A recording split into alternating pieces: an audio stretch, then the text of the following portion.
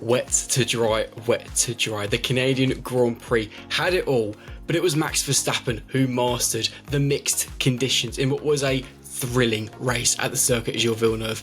Elsewhere, a nightmare for Ferrari, and Sergio Perez, well, we said it yesterday, raises even further questions after retiring from the race. From RacingNews365.com, my name is Nick Golding, and I'm joined, as always, by lead editor Ian Parks at 20 past 1 Monday morning, because some of the verdicts from the FIA, which have come back with pretty much nothing, have only just come in. Ian, it's a late one, or an early one should I say.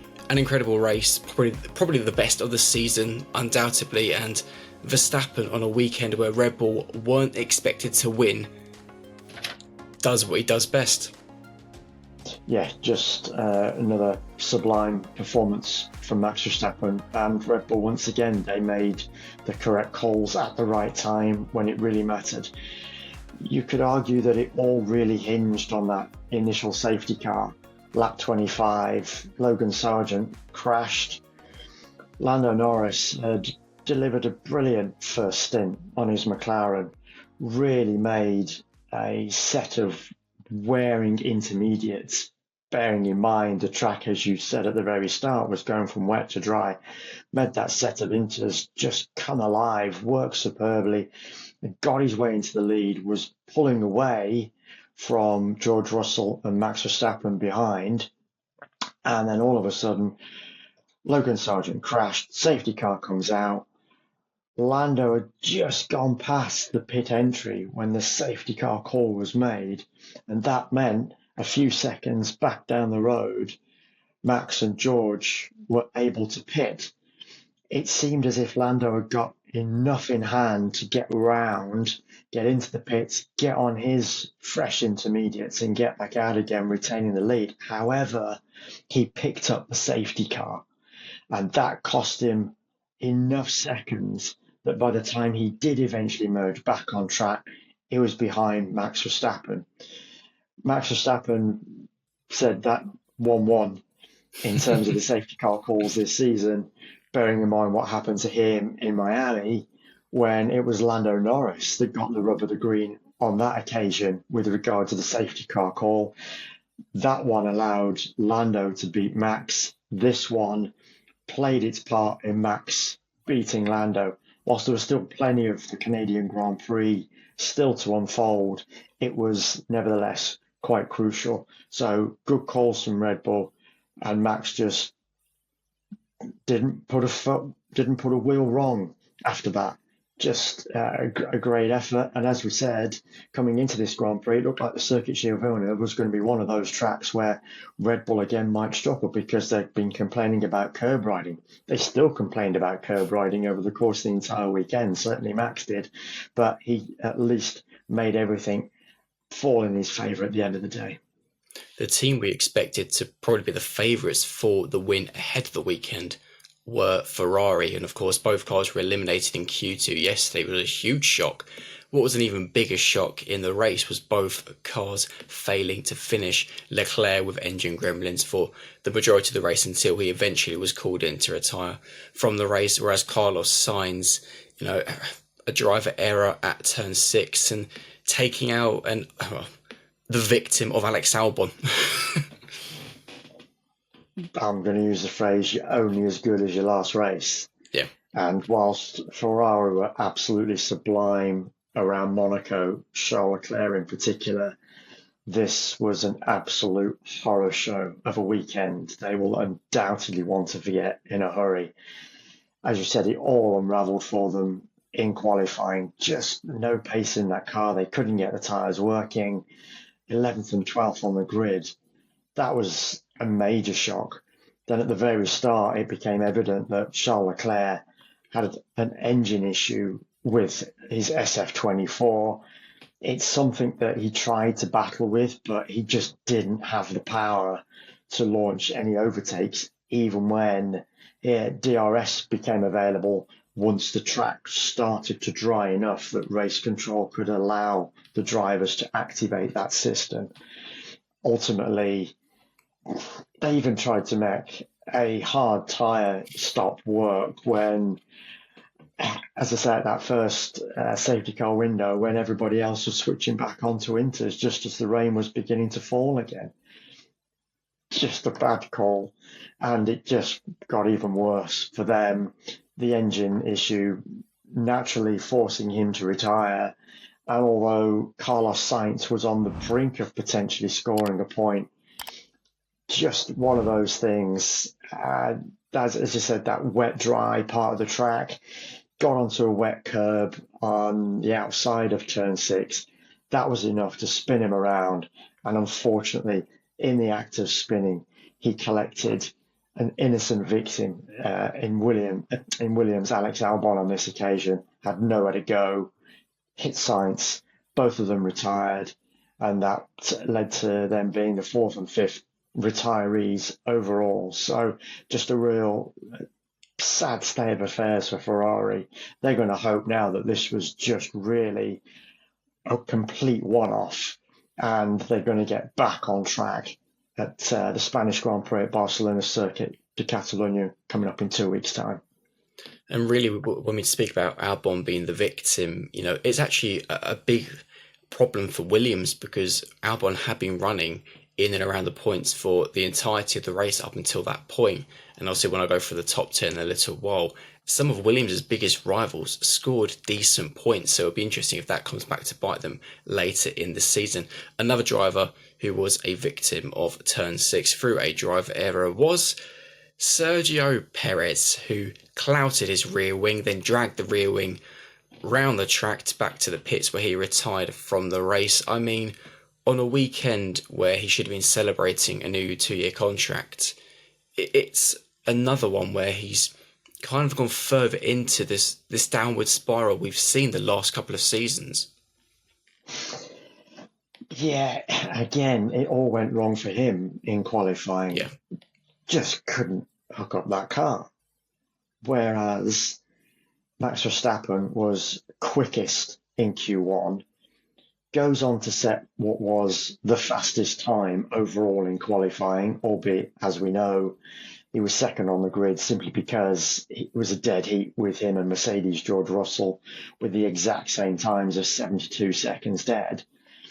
So Checo must have been looking at that and thinking, I should have been there. He knows what he should be doing. And he's just fallen by the wayside over these past few races, as we have discussed in depth on our previous podcasts, on our previous updates. Start of the race, he had a minor skirmish with Alpine's Pierre Gasly. But aside from that, he was anonymous. Completely anonymous throughout that entire race, be it on wet tyres, slick tyres, and then the pièce de résistance, as you say, like Sainz, that followed literally just, I think it was a lap later. Checo on the lap previously got on the wet part of that outside of turn 6, spun him, careered back into the barrier at that part of the track, completely damaged that rear wing, and then tries to, which he did eventually, get back to the pits. But ultimately, who knows what might have happened if that rear wing had fallen off the back of his car. Would have been in far more serious trouble than the steward's investigation that ultimately has led to him being called. That's one we're still waiting to hear from, of course. And as I just speak, it lands. And so I can give you this live as we are talking. A live reaction. Just quickly open this up. Because it was actually very dangerous, given that it was quite literally a rear wing hanging off the back of his car. This is very pertinent, actually, Nick. I've just opened up the document from the stewards.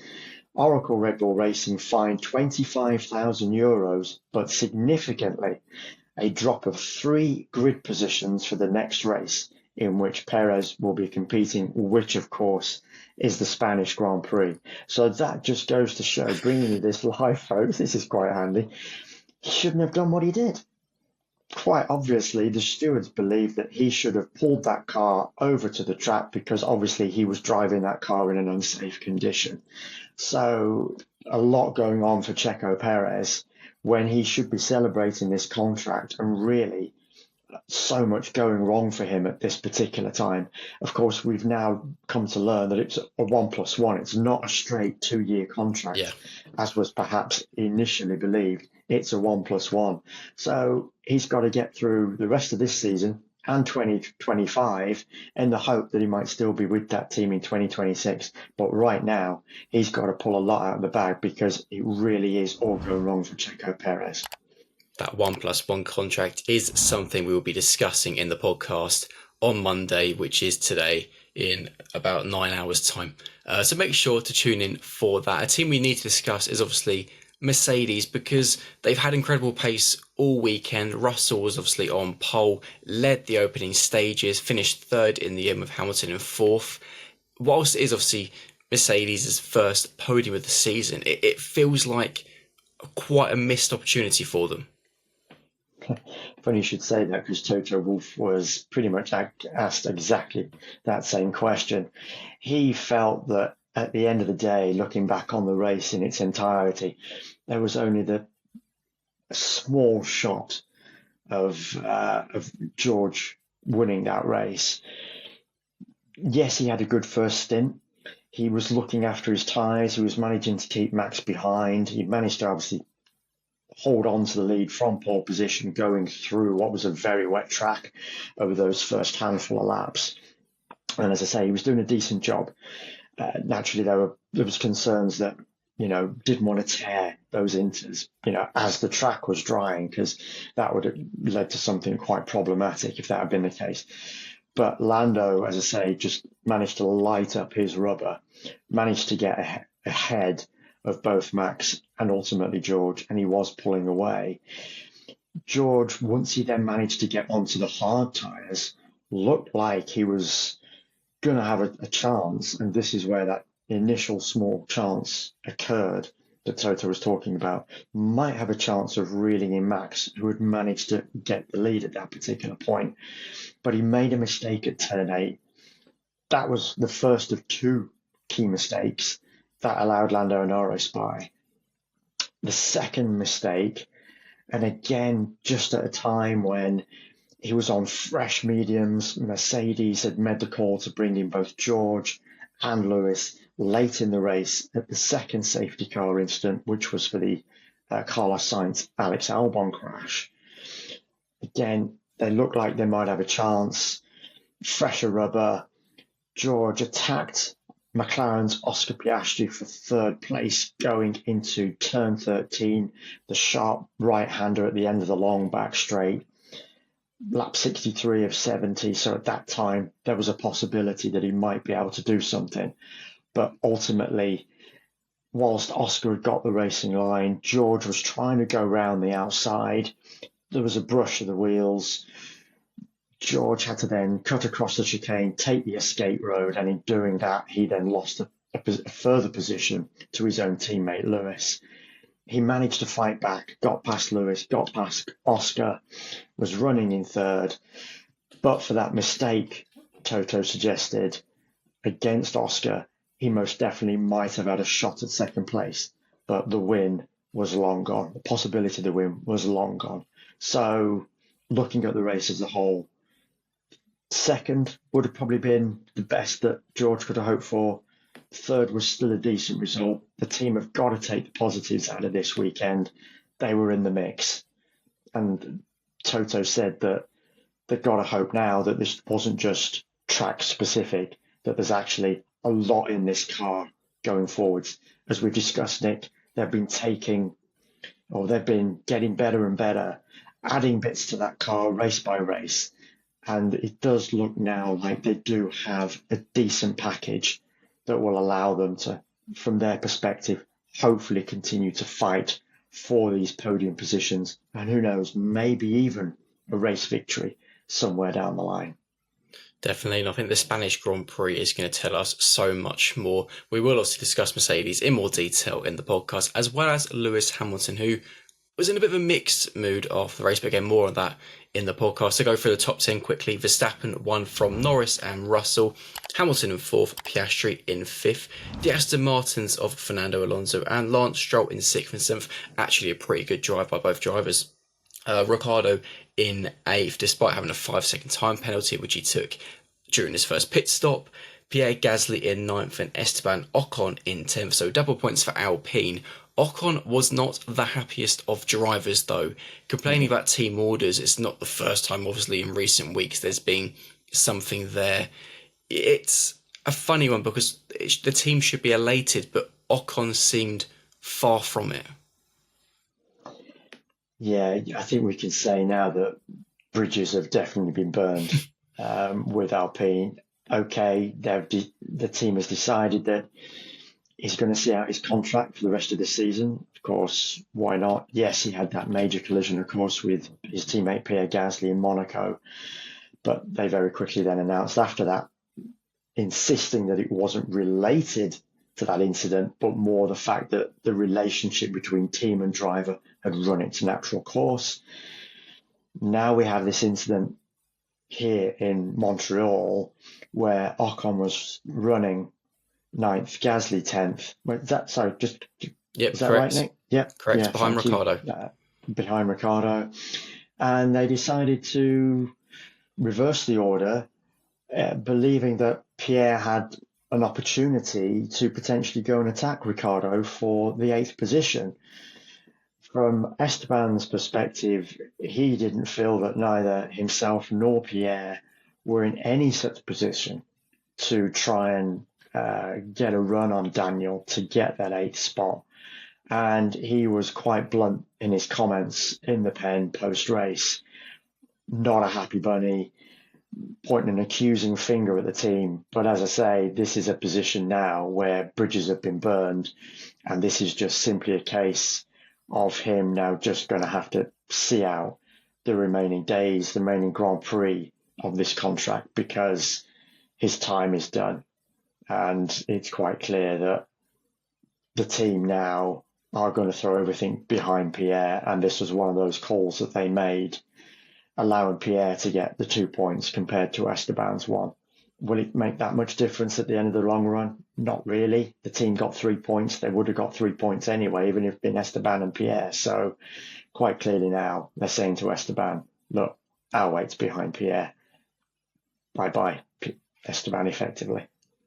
And obviously it's Alpine scoring 3 points, which could come back to hurt Williams towards the end of the season. But again, Ocon is another driver who we'll be talking about in a bit more detail in the podcast. For those watching this, if you have any questions for our podcast, please make sure to comment your questions in the comment section below.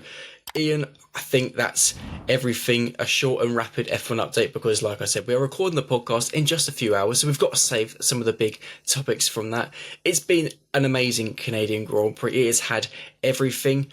From myself and Ian, please make sure to like this video, subscribe to the channel, and we'll see you in a few hours for the racenews365.com F1 podcast. See you later. Please forgive our tiredness, folks, if that's the way this update has come across. But I'm sure you can appreciate the circumstances. But please, thanks again for watching, and we'll see you shortly in the podcast. Take care.